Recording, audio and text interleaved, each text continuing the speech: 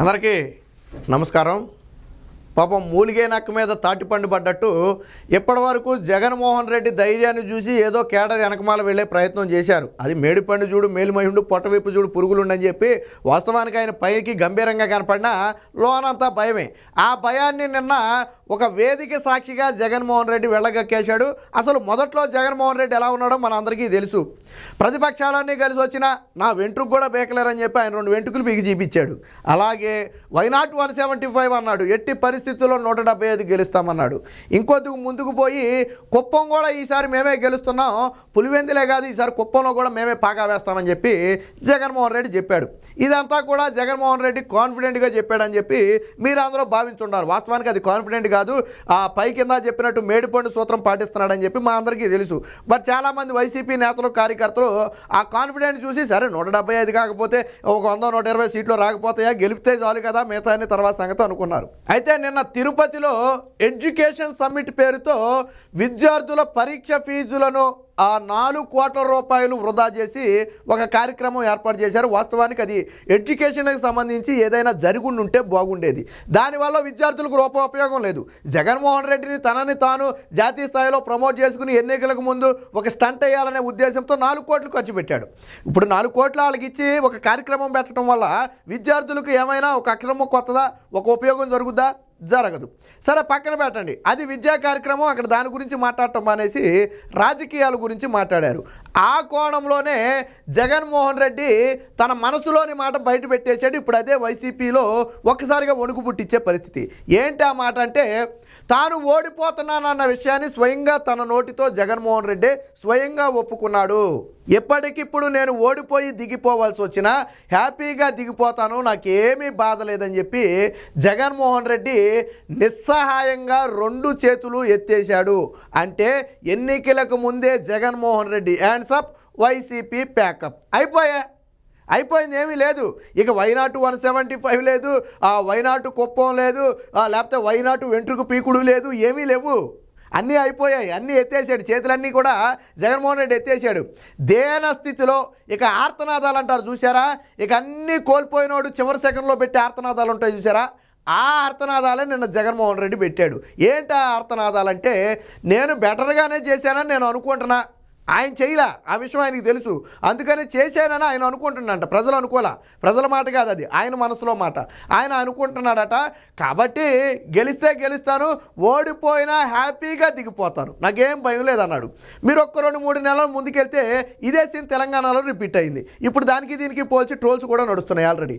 ఏంటి ఆ సీన్ అంటే, కరెక్ట్గా ఎన్నికల ప్రచార సమయంలో అప్పటి సీఎంగా ఉన్నటువంటి కేసీఆర్, మీరు ఓట్లేసి గెలిపిస్తే ముఖ్యమంత్రి అభివృద్ధి చేస్తా, ఓట్లు వేయకపోతే ఓడిపోతే ఫామ్ హౌస్లో కూర్చుంటా, నాకేం పోయింది అన్నాడు కదా.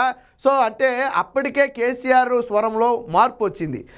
అప్పుడే కాంగ్రెస్ ప్రపంచం ఎన్నికల ప్రచారం అంటే ఇంకా అంత నెలలోపు ఎన్నికల సమయం, కాంగ్రెస్ దూసుకుపోతుందని తెలిసే తప్పని పరిస్థితుల్లో నిస్సహాయంగా ప్రజలను అర్థించే పరిస్థితికి వచ్చాడు. మీరు ఓట్లు వేయండి లేకపోతే నేను ఫామ్ హౌస్కే పరిమితం అవ్వాల్సి వస్తుందని చెప్పి ఒక సెంటిమెంట్ రగిల్చే ప్రయత్నం చేశాడు. వర్కౌట్ అవ్వాల, నిజంగానే ఫామ్ హౌస్కి పరిమితం చేశారు. ఇప్పుడు జగన్మోహన్ రెడ్డి కూడా నేను ఓడిపోతే హ్యాపీగా దిగిపోతా, నాకేం బాధ లేదు అని చెప్పి చెప్తున్నాడు. ఓడిపోయావు అంటే 151 సీట్లు నువ్వు 2019లో తెచ్చుకుని 2024లో 20-30 సీట్లకు పడిపోయి ఓడిపోయావు అంటే అది జగన్మోహన్ రెడ్డి అత్యంత ఘోరంగా విఫలమైనట్టే లెక్క, పాలనలో అత్యంత దారుణంగా విఫలమైనట్టే లెక్క. నిన్న మొన్నటి వరకు వైనాట్ 175 అన్న గంభీర స్వరం కూడా ఒక్కసారిగా మాయమైపోయింది, ఓటమి వచ్చేసింది. ఒక రకంగా మన భాషలో చెప్పుకోవాలంటే యుద్ధానికి ముందే జగన్మోహన్ రెడ్డి 2 చేతులు ఎత్తేసి వెన్ను చూపించాడు, ఓటమిని ఒప్పుకున్నాడు. తెల్ల జెండా ఎత్తేయడం అంటారు చూసారా, యుద్ధంలో తెల్ల జెండా ఎత్తామంటారు చూసారా, అలాగా జగన్మోహన్ రెడ్డికి ఎన్నికలకు ముందే ఇక్కడ తెల్ల జెండా ఎత్తేసాడు. ఇప్పుడు ఇది వైసీపీలో ఇప్పటి వరకు జగన్మోహన్ రెడ్డిని చూసి ధైర్యంగా ముందుకెళ్దాం అనుకున్న వాళ్ళందరూ కూడా దెబ్బ కుదేలైపోయారు, ఎక్కడో అక్కడ చతికిలు పడ్డారు. ఎందుకనంటే జగన్మోహన్ రెడ్డి ఒప్పుకున్నాడు, ఓడిపోతామని, ఓడిపోతే నాకేం ఇబ్బంది లేదు నేను దిగిపోతానని చెప్పి ఒప్పుకున్నాడు. నిన్న మొన్నటి వరకు ఆయన గంభీరం చూసి ఆయన 175 అంటం చూసి సర్లే అని చెప్పి వెనకమాలే ప్రయత్నం చేశారు. ఇక ఇప్పుడు వైసీపీ నుంచి వలసలు వేగంగా బయటకు వస్తాయి. ఇప్పటి వరకు కొద్ది గొప్ప చిన్నగా వచ్చినాయి కదా, ఇప్పుడు వైసీపీ నుంచి పొలోమంట బయటకు వచ్చేస్తాయి. ఎందుకని ఆయనే చెప్తున్నాడు ఇది మునిగిపోయే నావరా అని. మునిగిపోయే నావలు ఎవడుంటాడు, ఆల్రెడీ వైసీపీ అనేది మునిగిపోయింది, కాకపోతే పైన తేలుతున్నట్టు కనపడుతుంది కానీ వాస్తవానికి అది మునిగిపోయింది ఆల్రెడీ, దానికి చిల్లుబడి చాలా రోజులు అయింది, ఎన్నికల నాటికి పూర్తిగా మునిగిపోద్ది. సో నిన్న జగన్మోహన్ రెడ్డి చేసిన ఈ నిస్సహాయం అనే వ్యాఖ్యలు, ఏదైతే స్వరంలో మార్పు వచ్చిందో, నిన్న మొన్నటి వరకు గర్జించిన జగన్మోహన్ రెడ్డి ఒక్కసారిగా పిల్లిలాగా నేను ఓడిపోయినా దిగిపోతానని చెప్పి 2 చేతులు జోడించి ప్రజలను అర్జించే స్థాయికి వచ్చాడు. అంటే పతనం ఏ స్థాయిలో ఉండబోతుందో మీకే అర్థమవుతుంది. ప్రశాంత్ కిషోర్ సర్వే చాలా స్పష్టంగా చెప్తుంది, జగన్మోహన్ రెడ్డి 30 లేదా అంతకంటే తక్కువ సీట్లకు పడిపోబోతున్నాడు. ఇది జగమెరిగిన సత్యం. సో దీనికి సంబంధించి జగన్మోహన్ రెడ్డి నిస్సహాయంతో మాట్లాడిన మాటలను ఒకసారి మనం చూద్దాం. ఇక్కడ చూడండి, హ్యాపీగా దిగిపోతా, ఎన్నికలకు ముందు జగన్ స్వరంలో నిరాశ. ఇది నిరాశ కాదు, ఆ ఓటమి భయమో లేకపోతే వణుకో లేకపోతే ఇంకోటో అని చెప్పాలి, నిరాశ కాదు. ఆల్రెడీ స్వరంలో వణుకు వచ్చింది, ఆ వణుకుని ఇక్కడ చెప్పుకోవాలి. 56 నెలలు అధికారంలో ఉన్నాను, నేను బెటర్గానే చేశానని నేను అనుకుంటున్నా. ఆయన అనుకుంటున్నాడంట, ప్రజలు ఏమనుకుంటున్నారో ఆయనకి తెలియదు కదా. ఎలాంటి విచారం లేదు, ఇప్పటికిప్పుడైనా సంతోషంగా దిగిపోతా, సో ఓడిపోతానని చెప్పి స్పష్టంగా కుండబద్దలు కొట్టినట్టుగా నిన్న జాతీయ మీడియా సాక్షిగా జగన్మోహన్ రెడ్డి ఒప్పుకున్నాడు. ఇది వైసీపీలో ప్రకంపనలు. ఇక ఇదే సభలో జగన్మోహన్ రెడ్డి నిన్న కొన్ని గొప్పలు చెప్పే ప్రయత్నం చేశాడు. ప్రత్యేక హోదా గురించి గతంలో ఏమన్నాడు, చంద్రబాబు నాయుడు వాళ్ళతో అంటగాగి ప్రత్యేక హోదా తీసుకురాలేదు, నాకు ఎంపీలని ఉండి మెడలు వంచి ప్రత్యేక హోదా తీసుకొస్తాను అన్నాడు. 22 మంది ఎంపీలు ఇస్తే నరేంద్ర మోదీ తొడల దగ్గర జగన్మోహన్ రెడ్డి మెడలు వంచేశాడు వెళ్ళి. ఇప్పుడు నిన్నేమంటాడు, కేంద్రానికి రాష్ట్ర ప్రయోజనాల దృష్ట్యానే కేంద్రానికి మద్దతు ఇచ్చాడట దశల వారీగా. మరి చంద్రబాబు గతంలో చేసింది కూడా అదే కదా, నువ్వు చేసింది అదే కదా, మరి మెడలు వంచుతాను తొడలు కొడతానని చెప్పి నాడు ఈ మాటలు ఎందుకు ప్రత్యేక హోదా మీద? ప్లస్ ప్రత్యేక హోదా గురించి నిన్న కూడా ఏమీ స్పష్టత ఇవ్వాల. పైగా వచ్చే ఎన్నికల్లో కూడా మీరు బీజేపీకే మద్దతు ఇస్తారా అని అడిగితే సమాధానం చెప్పాల. ఎందుకని అక్కడ ఎవరు గెలిస్తే ఆ కాళ్ళ మీద పట్టడం జగన్మోహన్ రెడ్డి నైజం. ఎవరు ఆ కేంద్రంలో అధికారంలో ఉంటే వాళ్ళ కాళ్ళ మీద పడతాడు, అది జగన్మోహన్ రెడ్డి నైజం. కాబట్టి దానికి సమాధానం దాటవేశాడు, అక్కడితో వదిలేద్దామని చెప్పి దాన్ని అక్కడితో వదిలేశాడు. పోతే ఇంకొక నిన్న కాంగ్రెస్ పార్టీ మీద విమర్శలు చేశాడు. నా చెల్లిని అడ్డం పెట్టి ఈరోజు నా మీద రాజకీయం చేస్తున్నారని చెప్పి కాంగ్రెస్ పార్టీ మీద విమర్శలు చేశారు. అసలు నీ తండ్రికి 2 సార్లు ముఖ్యమంత్రి చేసింది, అలాగే నిన్ను ఎంపీని చేసింది అదే కాంగ్రెస్ పార్టీ. మీ కుటుంబానికి రాజకీయ భిక్ష పెట్టిందే కాంగ్రెస్ పార్టీ. ఈరోజు నువ్వు చెప్పుకుంటున్న రాజశేఖర్ రెడ్డి అనే వ్యక్తికి ఫేమ్ ఇచ్చిందే ఆ రోజు కాంగ్రెస్ పార్టీ. అలాంటి కాంగ్రెస్ పార్టీ నీకు ముఖ్యమంత్రి పదవి ఇవ్వలేదని చెప్పి నువ్వు ఆశతో బయటకు వచ్చేసావు, అది వేరే విషయం. ఈరోజు నీ చెల్లి ఏమంటది, నా తండ్రి ఆశయాల కోసం నేను కాంగ్రెస్ పార్టీ. వాస్తవానికి నీది డూప్లికేట్ కాంగ్రెస్, అదే కదా ఒరిజినల్ కాంగ్రెసు. నీ కుటుంబం మొత్తానికి కూడా ఆ రాజకీయ భిక్ష పెట్టింది కాంగ్రెస్ పార్టీయే కదా.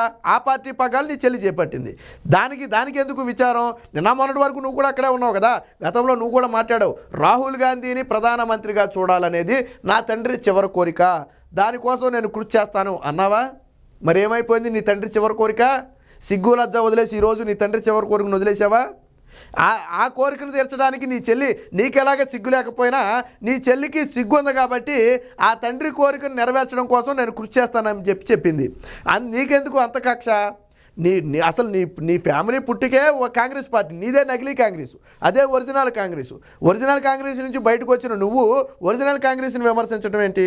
పైగా చెల్లి, రక్తం పంచుకు పుట్టిన చెల్లిని నువ్వు పక్క రాష్ట్రానికి తరిమేయబట్టే కదా, నీ స్వార్థ ప్రయోజనాల కోసం ఆస్తులు పంపకం చేయకపోబట్టే కదా ఈరోజు ఆ పార్టీ పగ్గాలు చేపట్టింది. అసలు నీ చెల్లి ఎందుకు బయటికి వెళ్ళాల్సి వచ్చింది, నీ తల్లి ఎందుకు బయటికి వెళ్ళాల్సి వచ్చింది, ఆ విషయాల గురించి నువ్వు ఎందుకు చెప్పవు? నీ నుంచి ఎందుకు బయటికి వెళ్ళారు ఆ విషయం చెప్పు. 2019లో నీ వెంటే ఉన్నారు కదా, నీకు ఎన్నికల్లో కృషి చేశారు కదా గెలవడానికి, మరి తర్వాత ఎందుకు వెళ్ళిపోయారు ఆ విషయం నువ్వు ఎందుకు చెప్పలేదు? ఇలాగా జగన్మోహన్ రెడ్డి అడిగిన విద్యా వ్యవస్థ గురించి కూడా గొప్పలు చెప్పాడండో నిన్న. ఏం చెప్పాడంటే అద్భుతంగా విద్యా వ్యవస్థను తీర్చిదిద్దా అన్నాడు. అంత పచ్చి అబద్ధం. జగన్మోహన్ రెడ్డి చెప్పిందంతా పచ్చి అబద్ధం. 6 లక్షల మంది విద్యార్థులు ప్రభుత్వ పాఠశాల మానేశారు జగన్మోహన్ రెడ్డి వచ్చిన తరువాత. ఈ విషయాన్ని స్వయంగా బొత్స సత్యనారాయణ కూడా ఒప్పుకున్నాడు. ఎందుకు మానేశారు? తెలుగు మీడియం ఎత్తేసి ఇంగ్లీష్ మీడియం పెట్టిన తర్వాత పూర్తిగా బలవంతంగా ఇంగ్లీష్ మీడియం రుద్దటం చేత చాలామంది విద్యార్థులు డ్రాప్ అవుట్ అయిపోయారు. మరి దీనికి ఎవరు కారణం? ఇక పాఠశాలల విలీనం పేరుతో ప్రాథమిక పాఠశాలలు పూర్తిగా ఎత్తివేయడంతో విద్యార్థులందరూ ప్రైవేట్ పాఠశాలకు వెళ్ళిపోయారు, ప్రభుత్వ పాఠశాలలు మానేశారు. మరి దీని వెనక ఎవరున్నారు జగన్మోహన్ రెడ్డి? ఇక నాడు నేడు అన్నావు, 5 ఏళ్ళు గడిచిపోయింది, 2 ఏళ్లలో పూర్తి చేస్తానన్నావు, 5 ఏళ్ళు గడిచిపోయింది, నేటికి నాడు నేడు పనులు 50% కూడా పూర్తి కాల. పాఠశాలల్లో నేటికి ఆ పునాది దశల్లో ఉన్నవే చాలా వరకు ఉన్నాయి. మరి ఎప్పుడు పూర్తి చేస్తావు? ఎన్నికలు వచ్చేసాయి కదా, 5 ఏళ్ల సమయం తీసుకున్నావు కదా, ఎందుకు పూర్తి చేయలేదు? అంటే అటు విద్యా వ్యవస్థను భ్రష్టు పట్టించావు, ఇటేమో నాడు నేడు పేరుతో పనులు సగంలో వదిలేసావు. ఇకపోతే టీచర్ పోస్టులు భర్తీ చేయకుండా అత్యంత ఘోరంగా మోసం చేసిన వ్యక్తి జగన్మోహన్ రెడ్డి. దరిద్రం ఏంటంటే ఈ నిరుద్యోగులను తాకట్టు పెట్టి అప్పు తెచ్చుకున్నాడు. భవిష్యత్తులో టీచర్ పోస్టులు మేము భర్తీ చేయమని చెప్పి ప్రపంచ బ్యాంక్ దగ్గర సంతకం పెట్టి 1000 కోట్లు 2000 కోట్లు పబ్బం గడుపుకోవడానికి అప్పు తెచ్చుకున్నాడు జగన్మోహన్ రెడ్డి. అంటే అటు మందు బాబుల్ని తాగుబోతుల్ని తాకట్టు పెట్టి అప్పు తెచ్చినట్టుగానే ఇటు నిరుద్యోగులను కూడా తాకట్టు పెట్టి సెంట్రల్ ప్రపంచ బ్యాంక్ దగ్గర జగన్మోహన్ రెడ్డి అప్పు తీసుకొచ్చాడు. సో అది జగన్మోహన్ రెడ్డి చరిత్ర. ఇక చూడండి, ప్రభుత్వ ధనంతో ఇండియా టుడే సదస్సు, తిరుపతిలో 2 రోజుల ఎడ్యుకేషన్ సమ్మిట్, ఛానల్కు 3.5 కోట్ల ప్రజాస్వామ్య సమర్పణ. దీనివల్ల విద్యార్థులకు పైసా ఉపయోగం లేదు, కేవలం జగన్మోహన్ రెడ్డి ప్రచారం చేసుకోవడం కోసం చేసిందే ఈ ప్రయత్నం. విద్యా సదస్సులో రాజకీయ ప్రశ్నలు జవాబులు. ఇన్నేళ్లలో తొలిసారిగా కాంగ్రెస్పై జగన్ విమర్శలు. రాష్ట్రాన్ని తమ కుటుంబాన్ని విమర్శించారన్న ఆక్రోశం. రాష్ట్ర ప్రయోజనాలకే కేంద్రంతో స్నేహమని వెల్లడి. అమల్లోకి రాని ఐబీ ఆన్లైన్ కోర్సులపై గొప్పలు. బైజూస్ కంటెంట్పై కలర్ఫుల్ స్పీచ్. వైనాట్ 175 అంటూ ఊరువాడ వదలగొట్టిన ముఖ్యమంత్రి వైఎస్ జగన్మోహన్ రెడ్డి తొలిసారిగా నిరాశాపూరిత స్వరం వినిపించారు. 56 నెలలు అధికారంలో ఉన్నాను, బెటర్గానే చేశానని నేను అనుకుంటున్నాను, ఎలాంటి విచారం లేదు, ఇప్పటికిప్పుడైనా సంతోషంగా దిగిపోతా అని కొండ బద్దలు కొట్టినట్టుగా తన ఓటమిని ఎన్నికలకు ముందే జగన్మోహన్ రెడ్డి అంగీకరించాడు. తెలంగాణలో పక్కన కేసీఆర్కు ఏ గతి అయితే పట్టిందో రేపు జగన్మోహన్ రెడ్డికి కూడా అదే గతి పట్టబోతుంది. కాకపోతే అక్కడ కొద్ది గౌరవప్రదమైన సీట్లు అయినా వచ్చాయి. బట్ ఇక్కడ జగన్మోహన్ రెడ్డికి గౌరవప్రద సీట్లు కాదు కదా, ఏదైతే 23 అంటూ ఎగతాళి చేశాడో అంతకంటే కింది స్థాయికి పడిపోయే పరిస్థితి ప్రస్తుతం వైసీపీలో ఉంది. ఈ విషయం రాష్ట్రం మొత్తానికి తెలుసు. కాబట్టి ఇక ఆల్రెడీ ఇక ఈ 2 చేతులు ఎత్తేసిన తర్వాత ఇంక చేసేదేముంటుంది? ఎవడైనా యుద్ధంలో పోరాడి వీర మరణం పొందుతాడు. కానీ ఇక్కడ జగన్మోహన్ రెడ్డి పోరాడకుండానే 2 చేతులు ఎత్తేసాడు. సో వచ్చే ఎన్నికల్లో వైసీపీ పార్టీ మనుగడ పూర్తిగా కోల్పోబోతుంది. జగన్మోహన్ రెడ్డి నిరాశ స్వరంతో వైసీపీ నుంచి వలసలు పూర్తిగా రాబోతున్నాయి. 2024లో టీడీపీ జనసేన పొత్తు మీద ప్రపంచం ఖాయమని చెప్పి నిన్న స్వయంగా జగన్మోహన్ రెడ్డి మాటల ద్వారా అర్థమైంది.